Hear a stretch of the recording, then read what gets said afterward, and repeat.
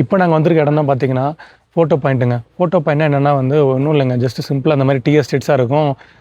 இதோ உங்களுக்கு தெரியுது பார்த்தீங்களா, இந்த மாதிரி கடலாம் பக்கத்தில் இருக்கும். இந்த இடத்துல இன்னும் வந்து எல்லாம் ஃபோட்டோ எடுத்துப்பாங்க. அதுதாங்க வந்து ஃபோட்டோ பாயிண்ட். வேறு எதுவும் கிடையாது.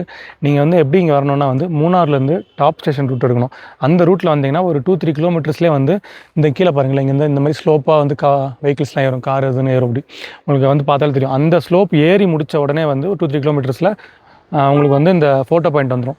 இங்கே வந்து இங்கே ஃபோட்டோ எடுக்கிறவங்க இருக்காங்க. பத்தாவதுக்கு இங்கே ஹார்ஸ் ரைடிங்லாம் இருக்குது. விருப்பப்பட்டவங்க போகலாம். குழந்தைங்களோட வந்தீங்கன்னா வந்து இந்த ஹார்ஸ் ரைடிங்லாம் நீங்கள் போய்க்கலாம்.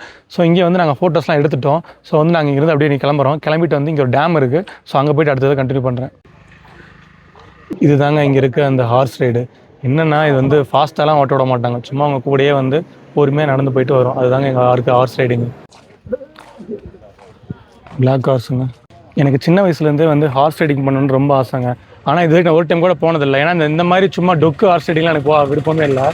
ஹார்ஸ் ரைடிங்னால் வந்து நல்லா ஃபாஸ்ட்டாக போகணுங்க. ஒரு குதிரையை வந்து வாங்கி எடுத்து உட்காந்தோம்னா பயங்கர ஃபாஸ்ட்டாக அதில் போகிற மாதிரி இருக்கும். அதுதாங்க ஹார்ஸ் ரைடிங். சும்மா வந்து நடந்து போய் கூட்டுறதுக்குலாம் வந்து இந்த 100 ரூபா கொடுத்து போகிறதெல்லாம் வந்து இதெல்லாம் என்னை பொறுத்த வரைக்கும் வேஸ்ட்டு.